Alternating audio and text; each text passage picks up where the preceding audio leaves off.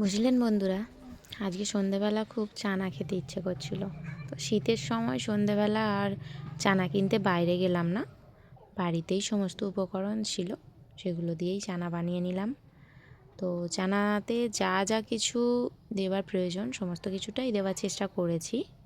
তো এই যে দেখুন, লেবু দিয়ে দিচ্ছি, আর শসা কুচোনো, পেঁয়াজ কুচোনো, আর টমেটো কুচি, সেদ্ধ করা আলু, আর সেদ্ধ করে নেওয়া মটর কড়াই, আর কাঁচা ছোলা ভিজিয়ে রেখেছিলাম সেটা দিয়েছি। আর এই যে মশলাটা দিচ্ছি, এই মশলাটা গোটা ধনে আর গোটা জিরে একটু ভেজে, আর পুরোপুরি গুঁড়ো করিনি, হালকা গুঁড়ো করে নিয়েছিলাম যাতে একটু গোটা গোটাও থাকে।